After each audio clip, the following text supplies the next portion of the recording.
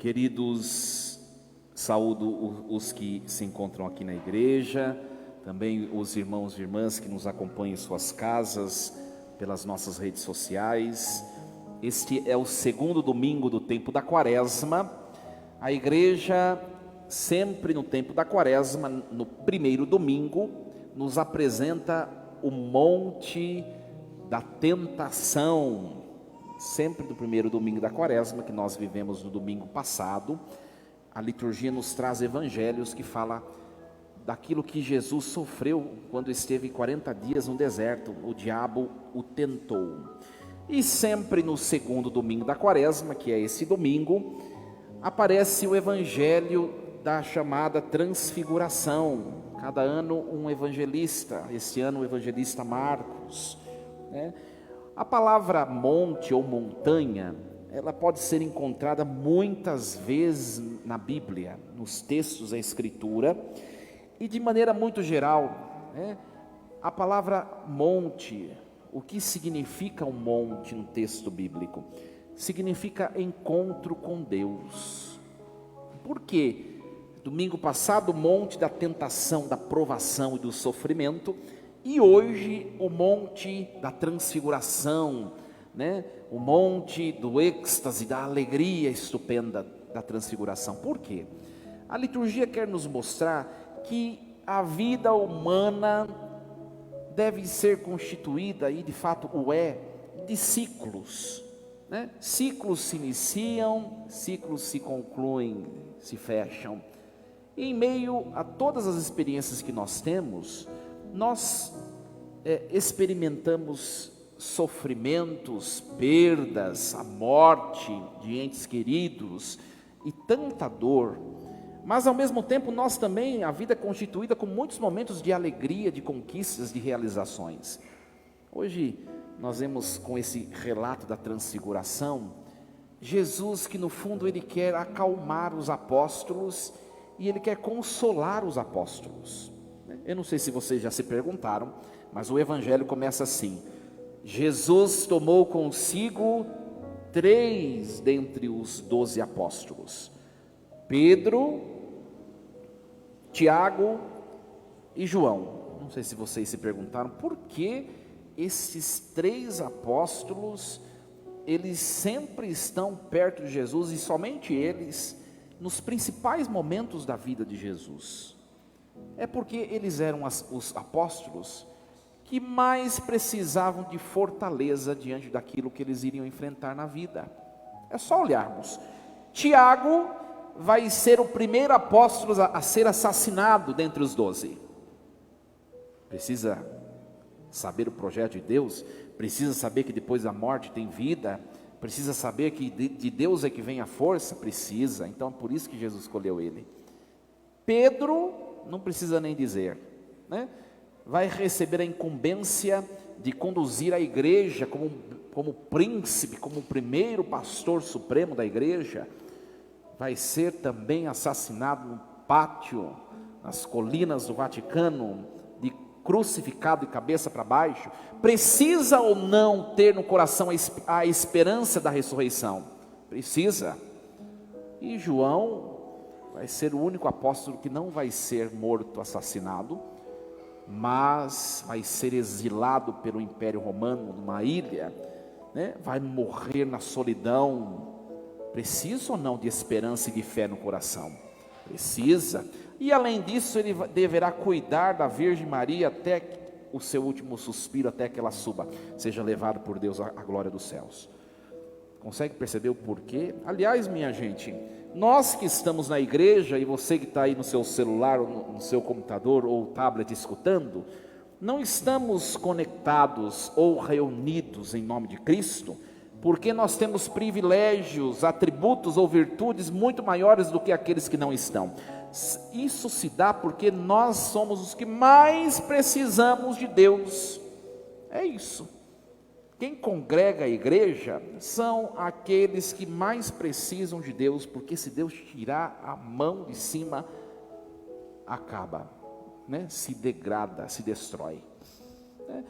Então esses 3 vão precisar de muita fortaleza, de muita força. Eles vão precisar entender desde já que depois da morte, que a morte não é o fim, que depois da morte existe uma vida eterna nos esperando. E Jesus os leva à parte para fazer essa experiência de transfiguração. A transfiguração não é somente um jogo de luzes em Jesus de Nazaré, minha gente. É uma experiência metamorfótica, né? A palavra transfiguração do Evangelho é metamorfos no grego. Significa que Jesus ele se transformou em algo que ele não era até então. É uma experiência indescritível. Só esses 3 apóstolos puderam ver. O que é essa transfiguração, esse metamorfos? Jesus ele se tornou de maneira muito rápida na frente daqueles 3 apóstolos o que ele é hoje e eternamente no céu. É como se esses apóstolos tivessem experimentado por um súbito de instante um pouquinho do que é o céu. Só eles viveram isso, e com certeza foi uma experiência de prazer, de satisfação, de realização humana, como eles nunca tinham experimentado. Foi tão bom e bonito, né? Aliás, se olhar o texto grego, aqui está dizendo, né, que Pedro diz assim: é bom estarmos aqui, mas na verdade no texto grego está escrito: é belo, é o sumo belo, é algo que eu nunca vi. Você já viu alguém bonito? Eu já vi, mas não chega perto do que Jesus se transformou e se tornou diante deles, né? Uma experiência indescritível, nunca vivida por eles. É a experiência do céu. Por que Jesus fez eles viverem um pouquinho do céu? Porque na hora que Tiago for preso para ser assassinado, Pedro também em Roma, eles lembrem disso. Eu vou chegar a viver eternamente, não somente numa fração de instante, mas eu vou viver eternamente o que eu já vivi, né? É o que a gente faz em toda a missa, minha gente. Nós nos aproximamos de Jesus pela palavra e pelo sacramento da Eucaristia, para nos fortalecermos e nos momentos de provações da vida, a gente não fracassar, a gente não desistir, não fraquejar, não parar, não querer voltar para trás. É esse o objetivo do que aqui nós realizamos e celebramos. A vida é constituída por muitos montes, né? Jesus, eu não sei, como vocês são muito curiosos em ler a Bíblia, esse é o capítulo 9 do Evangelho de Marcos. Se você pegar na Bíblia o texto iminentemente anterior a esse, é Jesus dizendo assim para eles: viu, presta atenção, vocês estão me seguindo, só que o Filho do Homem vai ser muito humilhado nas mãos dos mestres da lei, dos fariseus, dos sacerdotes. Vai ser humilhado, vai sofrer muito, vai morrer, mas ao terceiro dia vai ressuscitar. Quando Jesus faz esse anúncio da paixão, se nós formos para o texto de Mateus, né, o que não tem nos outros, em Mateus Pedro repreende Jesus. Longe de nós vermos isso, que isso nunca te aconteça, Senhor. No fundo, Pedro quer que Jesus fuja do sofrimento, e Jesus o chama de Satanás. Quem foge da cruz e quer dar para trás no momento da provação é Satanás, é adversário de Deus, porque Deus os mostra. E aliás, a gente vai rezar um prefácio na hora da liturgia eucarística, né? Jesus ensina que é pela paixão e morte de cruz que ele conquistará a glória da ressurreição. Não tem outro caminho, tá? Por isso que o nosso sinal como católicos é o crucificado, porque nós não chegamos ainda no terceiro dia, nós estamos nesse caminho, nós estamos vivendo isso ainda. Nos ensina a liturgia. E hoje, além desse monte do Evangelho, que é o Monte Tabor, na primeira leitura nós vemos o que experimentou Abraão, prestaram bem atenção no texto, no Monte Moriá, né? Se a gente for no texto da Bíblia, no segundo livro das Crônicas, no capítulo 3, versículo 1, o escritor vai dizer assim, que foi no Monte Moriá que Salomão construiu uma casa para Deus. E nós sabemos no livro dos Reis que a casa para Deus foi construída em Jerusalém. Então o que conclui os estudiosos? Que este Monte Moriá é o mesmo Monte Sião que está em Jerusalém, que é o mesmo monte onde Jesus também vai entregar a vida. Olha que coincidência. Na primeira leitura, Deus, o escritor do livro do Gênesis diz assim: Deus pôs Abraão à prova, Deus pôs Abraão à prova. Todo esse relato aqui, ele tem muitos significados. E nesse texto, nós fazemos uma leitura exegética, que se chama leitura prefigurativa. Não sei se vocês já escutaram essa palavra, prefiguração. O que significa? Existe a figura e existe a pré-figura, que é o que vem antes. A figura de toda a Bíblia, o que a Bíblia quer falar de tudo, é sobre Jesus Cristo. Ele é a figura. Mas existem pré-figurações, pré-figuras, aquilo que vai apontar para Jesus. E esse texto bíblico que nós ouvimos hoje na primeira leitura, tem mais ou menos umas 5 pré-figurações. A primeira delas é o fato de Abraão, por ordem de Deus, entregar o seu filho para ser sacrificado. Ora, é prefiguração do quê? Prefiguração do próprio Deus, que entregou também o seu filho para ser sacrificado. Abraão, ele entrega o que ele tinha de melhor para Deus, minha gente. Ele entrega o que ele tinha de melhor. Olha, pensa bem, Abraão já era idoso, e muito idoso, e Deus diz a ele: Abraão, você vai ser pai de uma descendência numerosa. Abraão ainda esperou 25 anos para isso, e às vezes a gente quer uma coisa, parece que a gente quer para o dia seguinte, Aguenta firme aí que Abraão esperou 25 anos, você que lute, Ora, e quando Abraão teve o seu filho, claro que teve toda aquela confusão, que ele teve filho com a escrava, Ismael, mas não é isso. Quando ele teve o seu filho Isaque, Deus falou para ele assim: pronto, Abraão, você já tem o que eu prometi, agora eu quero de volta. Vai até o Monte Moriá e assassina o seu filho para mim. Imagine se fôssemos nós. A gente ia chamar Deus de tudo quanto é nome, Por isso que Abraão é o pai da fé, entregou o que ele tinha de melhor. É a prefiguração do próprio pai, que também entregou, não qualquer coisa, minha gente, mas o seu próprio Filho eterno, em nosso benefício. E Deus nos convida a fazer o mesmo na nossa experiência, na nossa carne. Entregar os nossos Isaques ao Pai, hoje é o quê? É nós entregarmos aquilo que nós temos de melhor. Só que quando Deus às vezes pede algo para nós, ou nos tira algo, quantas vezes nós lutamos contra Deus? É só ver quando alguém morre. Quando a pessoa se esperneia muito, é porque ela não está fazendo igual a Abraão, devolvendo a Deus o que pertence a ele.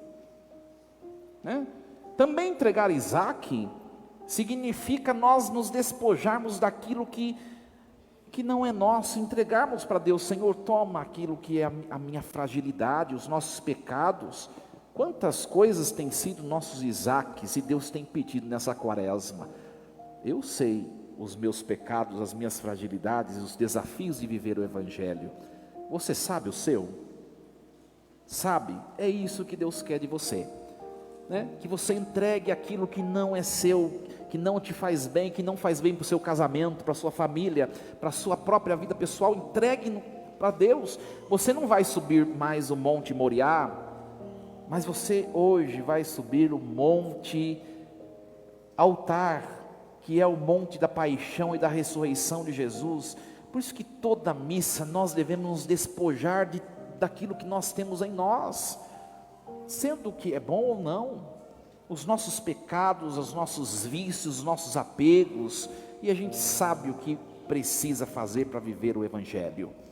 Entregue no altar, nesse monte, nesse dia, se arrisque, como Abraão fez.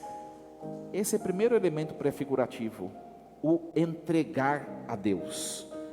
Não é fácil, minha gente, né? Isso começa até mesmo com os nossos bens. Por exemplo, o dízimo. Como é difícil entregar o dízimo, né? Aliás, eu sempre digo, se você não entrega por primeiro, antes de pagar suas contas, você não entrega mais. O dinheiro, os afetos e tantas outras coisas que são os nossos Isaques, aquilo que nós temos de preciosos na nossa vida. O segundo elemento prefigurativo dessa leitura é o próprio Isaque, né? O texto de hoje omitiu uma parte muito importante. Depois você pega a Bíblia na sua casa e lê o capítulo 22 inteiro. Quando Abraão diz a Isaque: nós vamos para o alto do monte oferecer um sacrifício, né? Que Deus já tinha falado qual seria o sacrifício para Abraão. Mas Isaque olha para ele e diz: mas papai, nós vamos subir, mas não tem o sacrifício. Cadê o bichinho, o cordeiro, a ovelhinha para oferecer para Deus? Não tem. O que Abraão diz para Isaque? Deus proverá.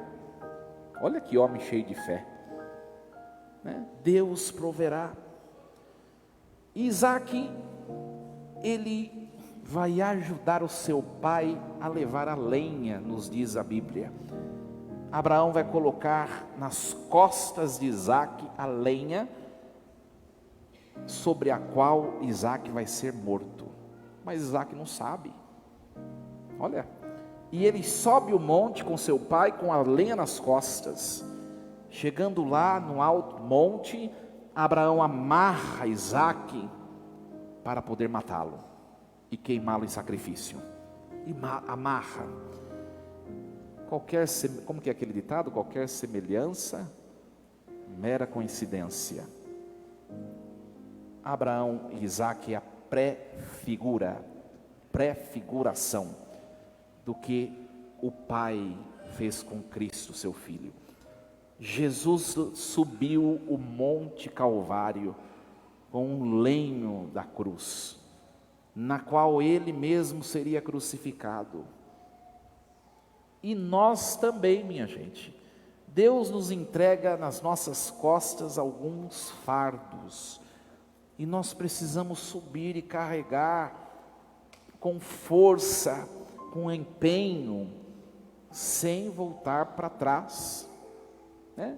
Hoje, eu não sei se você está com lenho aí nas suas costas. Aí padre, já tem, estou até cansado. Então tá bom, se você não tem, fique esperto, na porta da igreja tem vários ali, ó. A gente vai distribuir na saída, porque Deus nos entrega certos ofícios e missões, que às vezes não são tão fáceis carregar, mas Isaque carregou, Jesus, o novo Isaque, carregou, e nós precisamos carregar também, nós precisamos. Outro elemento de prefiguração no texto, Abraão diz, aliás Deus diz a Abraão: Abraão, porque você foi fiel a mim, oferecendo o seu filho, você vai ser abençoado, e todas as nações que vierem de você, também serão abençoadas. Por meio de Jesus também aconteceu isso, pela fidelidade dele, né? Todos os povos receberam a salvação eterna por meio dele. Qual outro elemento de prefiguração nesse texto? O carneiro. Vocês prestaram atenção que quando eles chegaram lá em cima, tinha um carneiro enroscado nos espinhos. Lembra que Abraão disse para Isaque: Deus proverá. E Deus, de fato, Deus colocou lá o carneiro amarrado, ele estava enroscado um carneiro. Esse carneiro é prefiguração de quê? De Jesus. O carneiro, ele vai morrer no lugar de Isaque, porque Isaque não morreu. Quando Abraão foi para matá-lo, o anjo segurou suas mãos. Abraão foi somente para provar sua fé, não precisa matá-lo. mas o carneiro foi morto. Jesus também ficou preso nos espinhos na sua fronte, e dos espinhos da sua fronte escorreu sangue abundante, né? Coroado de espinhos, ele também foi sacrificado em nosso lugar, pelos nossos pecados. Olha que belíssimo texto do Antigo Testamento. E às vezes, minha gente, a gente não reconhece a bondade de Deus, né? Quando a gente comete tanta infidelidade e abandona Deus, é uma tremenda ingratidão por tudo que Deus fez por nós, por tudo que Deus fez. Qual outro elemento prefigurativo? Isaac, ele vai ser crucificado, vai ser levado a esse Monte Moriá. Jesus vai ser levado ao Monte Calvário. Aliás, é por isso que no Evangelho Jesus se transfigura, né? Vocês percebem que Pedro, foi tão bom que Pedro queria ficar ali, né? Senhor, não vamos descer mais não, está tão bom que vamos construir tendas aqui. E Jesus acho que diz para Pedro: não, Pedro, é só uma demonstração, nós vamos descer porque eu devo subir um outro monte que se chama Calvário, e vocês estão tendo essa experiência para que vocês sejam fortes no Monte Calvário, né? E nós também subimos montes. Aliás, é uma pergunta para vocês: qual monte você está vivendo hoje? O da transfiguração? Ou o monte da crucifixão, do sofrimento? Seja um, seja outro. Lembra que o padre começou a homilia falando de ciclos, né? Aguenta firme, porque vai passar. E o último monte é o monte eterno do céu, que não tem fim. Então aguenta firme, aguenta firme. Pedro quer construir tendas, né? O texto, tem padres que às vezes vão fazer homilias, você já deve ter escutado, que vai falar assim: viu, Jesus não deixa eles ficarem lá, né? O monte representa a vida de oração, encontro com Deus. Esse negócio de muita reza é bobagem, tem que descer na planície da vida, tem que pôr, tem que arregaçar as mangas. Não é isso que o texto significa, né? As tendas aqui, se vocês forem pesquisar, os judeus, eles têm uma festa litúrgica que se chama Festa das Tendas, ou Festa dos Tabernáculos. O povo ficou 40 anos no deserto, e nesses 40 anos o povo, como de maneira nômade, ficava para lá e para cá, e Deus habitava na Arca da Aliança, e a Arca era colocada numa tenda. Então, para a visão dos apóstolos, quando Deus fosse acabar com tudo, quando fosse o fim dos tempos, né, para os apóstolos, isso se daria por meio de tendas, a visão do fim. Então Pedro está dizendo: vamos montar a tenda nessa experiência, que o nosso fim seja este, de alegria, de realização, né? E Jesus diz: não é o fim ainda, Pedro, não vou montar tenda coisa nenhuma, tem muita coisa para enfrentar ainda. Gente, é só a gente olhar lá para trás na vida da gente, né? Quantos momentos difíceis nós já passamos, quantos, mas nós já superamos. Mas naquela ocasião a gente falou assim: eu não vou conseguir superar isso. Vai sim, vai conseguir sim. Qual o segredo? E para terminar a homilia, a segunda leitura de hoje nos traz esse segredo. Padre, como conseguir permanecer em pé diante dos calvários da vida? Paulo vai nos dar a resposta: irmãos, se Deus é por nós, quem será contra nós? Você crê que Deus é por você? Mentira. Se nós crêssemos de maneira profunda, nós não desanimaríamos, nós saberíamos que a última palavra não é o sofrimento, não é a dor, não é a morte, não é qualquer coisa que tenha nos abatido, e nós esperaríamos em Deus. O medo, né, a face abatida, o desânimo, a falta de coragem, a murmuração, a reclamação são sintomas de que nós não cremos sempre de que Deus de fato é por nós. Então hoje, né, ao olharmos, ao contemplarmos Jesus que vai estar presente de maneira sacramental, é um sinal tão pequeno olhar a Santíssima Hóstia e ter a certeza de que ali é Deus. A hóstia, os sacramentos da igreja, nos mostra a efemeridade, a pequenez desse mundo. O tão grande e glorioso Deus se torna algo tão simples, mas Ele nos diz assim: hoje é tudo muito simples, mas na eternidade tudo será grandioso e glorificado. Permaneça firme. Então hoje diz a Deus: Senhor, se vós sois por mim, quem será contra mim? Que o Senhor me ajude. Peça com fé aquilo que você tem precisa para a sua vida. Entregue no monte altar o que você tem vivido, e pode ter certeza que de Deus você vai receber aquilo que Ele tem de melhor. Não tenhamos dúvida. Força e coragem. Assim seja. Amém. Um instante de silêncio. Coloquemos a palavra de hoje no nosso coração. Qual monte você tem vivido? O monte da transfiguração, da alegria, ou o monte do Calvário, do sofrimento?